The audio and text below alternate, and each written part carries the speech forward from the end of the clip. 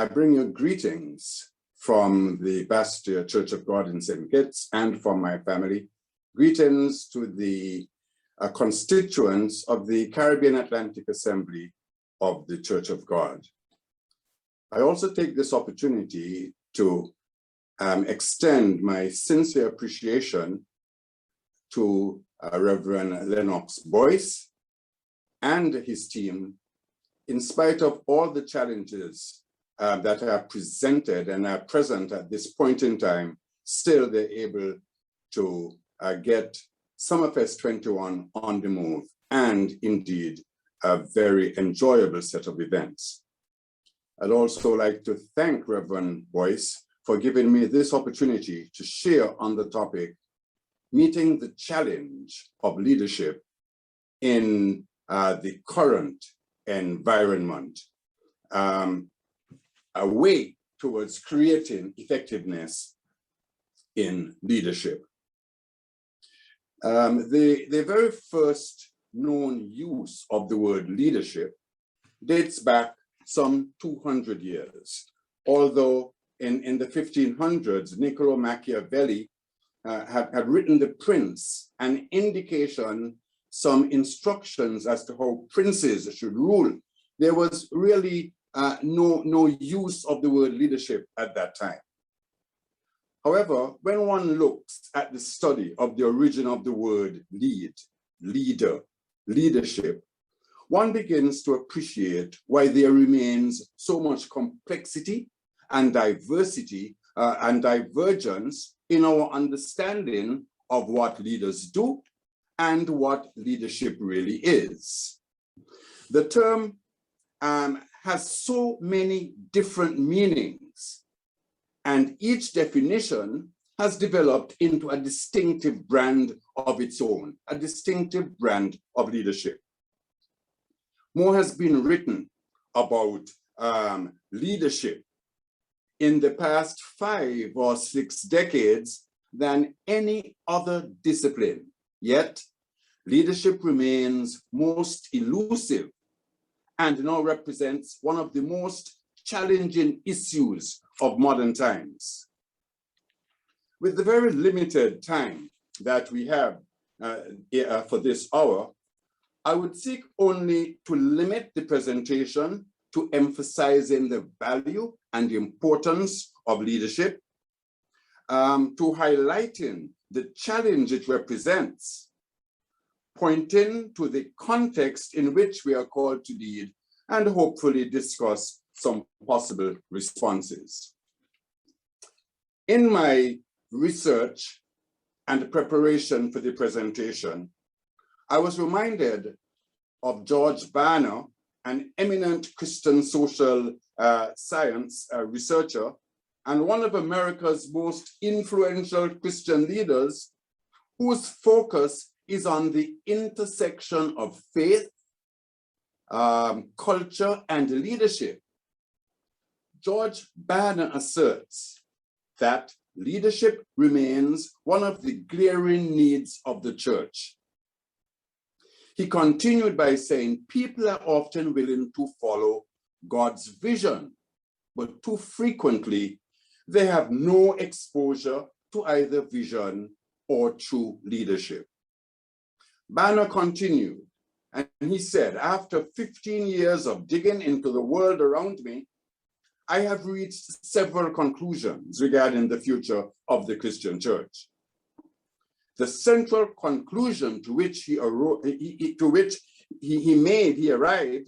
is that the church is dying due to lack of strong leadership.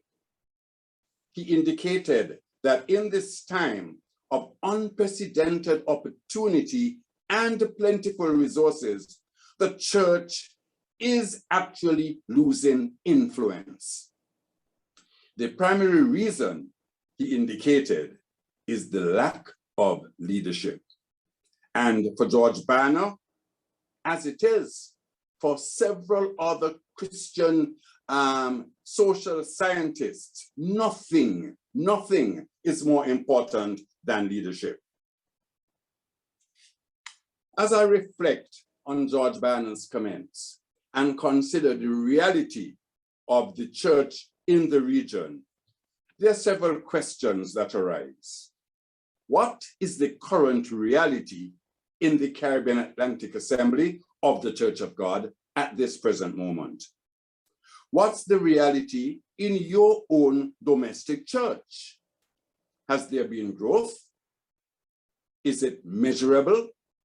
Can we speak to it being quantifiable? Do we know if it's qualitative? What's the vision for your church? And who has taken responsibility to ensure that the vision is seen through? Honest answers to questions like these should inform and inspire each one of us to commit ourselves to leadership development. Leadership, I argue, determines success or failure. As we think about the whole question of leadership, and the Bible has been very consistent in dealing with the whole issue of leadership. Indeed, Moses was selected to lead the children of Israel out of Egypt. Abraham was selected actually to develop the children, the Israelites, as the base of the Israelite nation. You will record from the word how Joshua was chosen to lead the children actually into the promised land. The Bible commends and supports leadership. Do we remember how Nehemiah, having a vision, left the king's highest position and went to rebuild the walls of Jerusalem? Here's the point. The point is that everything hinges on leadership, success or failure. We know it. When in the Bible times, God's people had good kings, everything went well. Whenever they had bad kings, things went terribly wrong. Success or failure hinges on the quality of the leadership that exists. Now, a thorough understanding of leadership and the context in which we operate tells us exactly where we are at. It tells us where we are going. Understanding the context is exceedingly important. And in terms of the context, I would like to suggest that for us, one of the issues has to do with geography. Our geography presents challenges to us. We are scattered, we are separated by water. There's very difficult challenges in integrating within the Caribbean Atlantic Assembly. So our geography forms part of the context. Another part of the context is the rapid speed of change. Change that are totally outside of our limits. The context is additionally impacted by a lack of defined visions. Not very many of us take time to organize the vision, to determine the vision, to share the vision, never mind developing strategies to ensure that the vision comes to fruition. The context is impacted by an emerging culture. Even in my own lifetime, I've noted how very different individuals and constituents in the membership, how very different they are, impacted by all the things that are going on around us. Of course, the context is impacted also by organizational complexity. Where there's lack of structure, where there's lack of vision, challenges emerge galore. And lastly, we need to give some thought as part of the context of the fact that we don't really give time and take time to understand the changing needs of the membership. And if all of those aspects of the context in which we have to operate are not sufficiently pressuring, just think of what COVID is doing to our churches, to our institutions, our ability and readiness to worship. That presents a great challenge. And so, my friends, my brothers and my sisters, the context in which we are called to lead severely impacts our ability to lead, impacts the quality of our leadership. I would like to suggest that the context is asking and demanding creative and flexible leadership. It is demanding creative and flexible leadership. Now, great leaders happen, our great leadership happens when the experience, when the competence, yes, and the skills of the leader align with the specific challenges that the leader is facing in the organization. And if the leader recognizes that there are these gaps, the quality of his leadership depends on the ability for him not only to recognize the gaps, but also to bridge those gaps, develop a desire to address the gaps.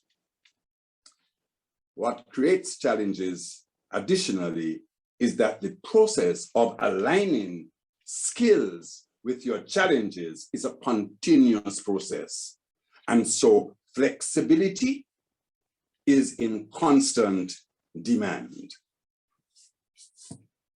In today's rapidly environment, past experience values very little. Past successes guarantee very little. We must not permit ourselves to fall into the experience trap where we said, look, we've got it down pat, we've been here before, we've done it before. It was in a recent document written by Vanguard Management that they quoted, in times of drastic change, it is only the learners who inherit the world. The learned live in a world that no longer exists. Yes, the learned live in a world that no longer exists. Conditions keep changing, and so they require suitable responses. So can we consider for a moment the question of creative leadership? Postio et al., a research company, in giving consideration to the whole question of creativity and leadership, did some research among several of the high-ranking companies around the world, including many Fortune 500 companies, including church organizations. And interestingly enough, Postio et al. Came up with the conclusion that among all of the leadership skills and abilities that are touted, creativity was number one among all of these skills. And the Postio et al. Defined creativity as the ability to deliberately engage one's imagination to define and guide a group to a novel goal, a direction that is new to the group. And I have found this to be quite interesting because creativity is a very important aspect of a skill that is highly desired in order to improve our leadership ability. The context that I spoke about a few minutes ago speaks to, and we can only conclude, speaks to very unusual aspects.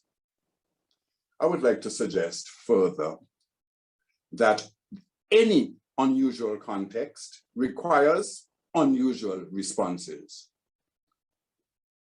During this presentation, I have purposefully ignored talking about leadership styles and all that. I would like to share with you the question of unnatural responses to commensurate with the unnatural context in which we are called. In fact, I would make the case that unnatural leadership speaks to me making a case for the development of effective skills that fall outside of the comfort zone of individuals who are steeped in traditional leadership methods. And one of the reasons why we hold on to traditional methods is because it's easy. It's easy. It is because we don't have to do very much. It is because we have formed habits. But unusual leadership speaks to developing skills that take us outside and beyond the scope of just traditional responses. In fact, I can encapsulate this in one statement. We ought not, or we cannot bring a catapult to fight in this nuclear war in which we are engaged. We need, for the benefit of our institutions, for the benefit of our churches, to bring unnatural and unusual responses to bear on the challenges that we have. And so at this time, I would like to share a few observations I've made throughout my tenure being involved in leadership across the region. Observation number one is that leaders are learners. Yes, leaders are learners. And as part of the learning process, a new set of skills may well be required. Skills that may speak to us rethinking our positions, unlearning some of the things that we have learned and who are so dear to our hearts, based on incorrect assumptions that we've made. Interestingly enough, one of the primary leaders of business school, Wharton's Business School in the United States, has written a very interesting book about think again. And the idea is for us to rethink some of those things that we hold so dear to our hearts that are based on incorrect assumptions. And I'm not speaking about biblical principles. I'm not speaking about the teachings of God, but we hold things very dear to our hearts and don't let go. Leaders are learners. We must remain in a state of becoming. See, leadership ability determines a person's level of effectiveness and influence, and leadership is about influence. I would offer that talent is not enough. I would offer that it is not enough to unlock excellence. Neither is IQ, or for that matter, the many years of experience which we've accumulated.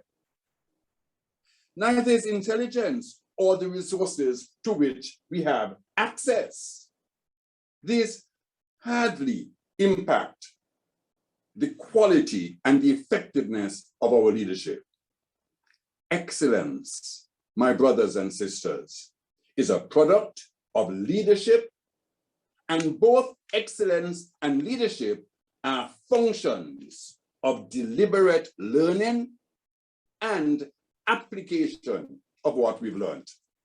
My mind goes back to a character, a cartoon character, I think he was Peanuts, who had a dog called Spot. And Peanuts told his friend, I taught my dog Spot how to whistle. So Peanuts' friend said to Spot, Spot, whistle. Of course, Spot did not respond. He said again, Spot, whistle. Spot did not respond. So he turned to Peanut and he said, Peanut, I thought you told me you taught your dog Spot how to whistle. Peanut, with a very interesting smile on his face, said, yes, I told you I taught my dog Spot how to whistle. I did not tell you that he learned. My brothers and my sisters, leaders are learners, and not just learners, but they are implementers what they have learned. Effective leadership, therefore, has very little to do with what we do. Effective leadership has more to do with who we are becoming. Observation number 2 speaks to leadership development is self-development. Leadership development is self-development. It starts with self-introspection, taking time off to look at our during the day. It is about self-introspection and it is about reflection. Leadership development speaks to a recognition of the need for God's guidance to navigate the tumultuous challenges and context in which we are called to perform. Yes, leadership development is a purposeful and deliberate personal pursuit daily,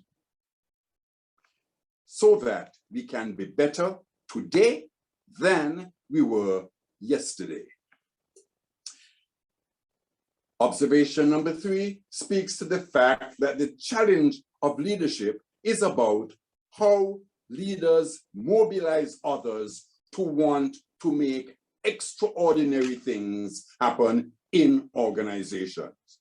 And the exciting thing, as we look through history, as we peruse those who have been effective in leadership positions, usually they are common people who, through taking the time to cultivate and develop leadership skills, have been able to make unusual things happen, exciting things happen. The challenge of leadership is about transformation, how we impact those constituents in our organizations, in our churches, not only to recognize the vision, but also to turn visions into realities. Yes, leadership speaks to turning values into actions. And indeed, within our organizations, we should develop values by which those of us personally make decisions which are based on these values. The whole issue of transformation speaks to transforming the obstacles that we are always familiar with, obstacles that will always come, how we transform those obstacles into amazing innovations. The transformation speaks to transforming separateness into oneness. Unfortunately, many of our institutions are trying to cope with the individual prejudices and the individualized challenges, creating separateness. When we grow into becoming effective leaders, we're able to assist with the transformation of this separateness into oneness, the transformation of the risks that we so often come up against, transforming those risks into rewards. The challenge of leadership is about how we create the climate in which people turn challenges into opportunities. Indeed, how we can positively impact the lives of for long-term benefit of people and institutions so that they can adapt, so that they can grow, so that indeed they can prosper. How, therefore, can one learn to lead better? How, therefore, can one learn to lead better? I would suggest by establishing a set of values against which decisions are made. Very often, we find ourselves in situations where we are being asked to do things that raise questions in our minds. When we are able to establish values and use them as the premise on which decisions are made, we are standing in a good place. Aspiring leaders need to practice, and to practice. Once, when Tiger Woods' dad was being interviewed, when Tiger Woods was at the top of his game, interviewed, the interviewer suggested and sought to commend Tiger Woods for the talent that he had.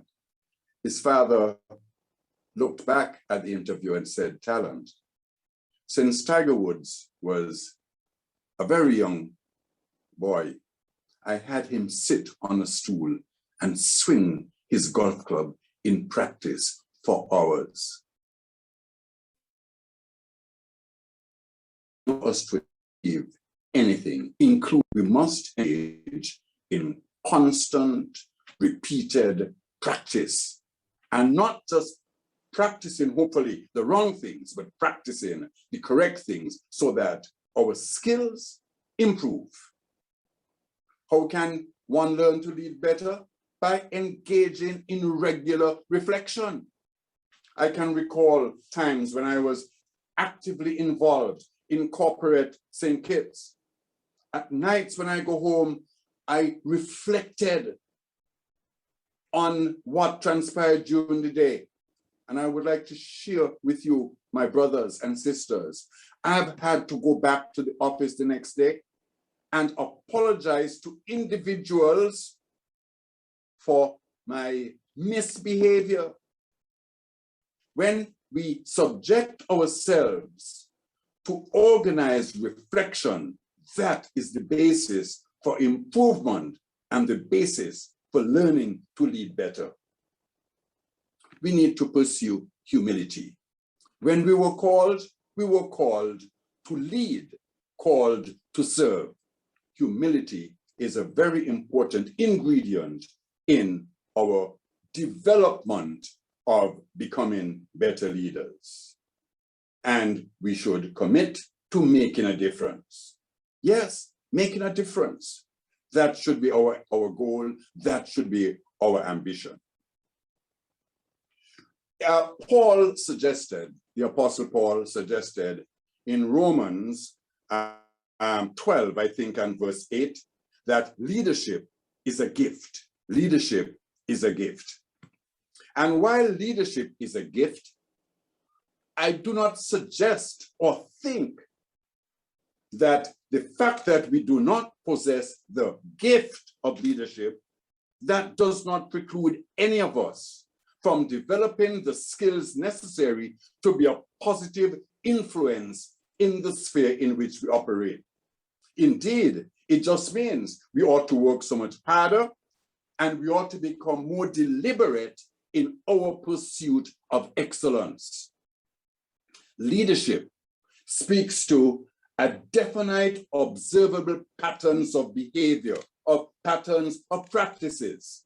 Yes, behaviors, skills, and abilities which can be learned, which can be honed, and which can be enhanced. Leadership can be learned, but we need to cultivate and to develop adequate motivation, and more than just adequate motivation, a deep, abiding desire to be better at what we do. I would like at this time to recommend some practical applications for transformational leadership. And the first application first suggestion is that we change our thought processes. See, many of our thoughts are based on unfounded assumptions. And many of our practices are based on habits. We cling to assumptions, we cling to habits and gut feel, even as we seek to lead. And often we get a gut feel and may even pass it off for God indicating things to us. Consideration should be given to the thought processes that we bring to bear as we lead our churches, as we lead our institutions. Practical application number 2 speaks to increasing our awareness of the membership. Increasing our awareness of the membership. By that, I am recommending the practice of purposeful observation.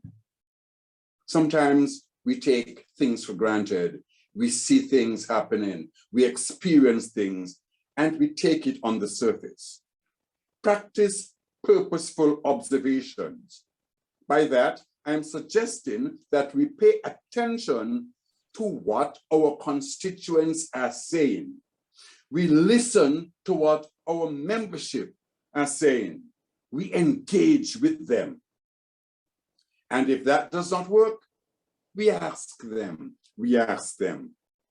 But increasing our awareness of our membership, our constituents, form the base for leadership that can be effective and leadership that would be influential. Thirdly, we should refocus on what really matters. Refocus on what really matters. Identify the real needs of the constituents. Yes, properly evaluate the issues before seeking to implement solutions. How often we think we understand what the issue is. We think we understand what the needs are. And before really evaluating them, we jump to the conclusion of implementing solutions. Effective leadership is about meeting the needs of the constituents. So not only do we have to recognize the needs, we need to evaluate the needs, and then we arrive at implementing solutions. Fourthly, building genuine relationships is a very vital practical application for improving our leadership abilities. Yes, we ought to be able to establish a connection with the membership on a one-on-one, in groups. And it would be quite interesting that I would recommend, even now, and speaking to those of us who are church-oriented, love is a core strategy to be employed in leadership. I remember sitting under a sermon when I was engaged in Trinidad, I think it was. There was a Reverend Nichols, and I think he was from Barbados, who preached a sermon that I would never forget. And Reverend Nichols spoke to the fact that the church was the only army that destroyed and hurt its wounded. My recommendation today is that we consider love of the membership, love as a core strategy for building and concretizing genuine relationships, even as we aspire and develop leadership skills. Yeah, we should learn to trust others before they earn it. And also encourage inclusion. And fifthly, my recommendation is we integrate technology into the church. Now, this may sound a little bit way out, And one may respond by suggesting the cost associated with technology. Technology can be integrated simply because the value we can come to learn and know. Technology can help us to optimize our performance. Optimize our performance. Technology can assist us in maximizing efficiency. In fact, I can recall a long time ago going to Sunday school and seeing a board in the front of the church which had on it every Sunday the number of children who were in attendance, the amount of money that was collected on that Sunday, and other statistics. And I really never gave it any thought until most recently, when I consider the value of information, raw, hard statistics, and how within the confines of our organizations, we seem not to be able to relate to the importance of measurement. The importance of measurement. How many people came to church last Sunday? How many people came to church the month before, the first Sunday in the month before? Because as Edward Deming had noted, unless we measure it, it becomes exceedingly difficult for us to manage it. Integrating technology in its simplest form can help us to know where we are going in order so that we can properly manage it. Technology would help us to improve our agility, would help us to improve our flexibility, and certainly would speak loudly to assisting us in our accountability, the lack of which is very evident and prominent in our organizations. Applications that are practical, unusual, must be applied to the context in which we function in order for us to be able to enhance, improve our leadership skills, and so improve our influence. Leadership is often considered, perceived as grandeur, as pomp, as the big occasion, the big stage. Sophistication, maybe, and things similar. And while I would admit that all of these perceptions of leadership may be noble, meaningful leadership is in the moment, is in the daily moments. It's not necessarily only in the large things, in the sophistication, in the big programs. It is in the daily moments as we interact with each other, as we interact with the membership, as we interact with our colleagues, as we interact. Leadership is in the moment. In those moments when we take time and recognize and take every opportunity to make a difference. Leadership is in the moment. Leadership is about serving others. Leadership is not an affair of the head. Yes, while we learn, while develop skills, while we pursue leadership, it is not an affair of the head. Leadership is an affair of the heart. As I bring this presentation to a close, I'm reminded of a slogan that I came across not too long ago. And I found it so interesting that I researched the slogan. And the slogan is solvitur ambulando. It is a Latin phrase meaning it is solved by walking. Solvitur ambulando. According to legend, It was first uttered by the Greek philosopher Diogenes. After listening to another philosopher's ridiculous proof that motion was impossible, Diogenes simply got up and walked away as he muttered, "Solvitur ambulando." It is solved by walking. Since then, the expression, the phrase, "solvitur ambulando," has taken on a much wider meaning. Today, I employ this expression as a fitting conclusion to this presentation. Leadership is not something you know. It is something you are becoming. And it is only through action, focused, targeted action, that leadership takes form. God bless you as you start the journey today.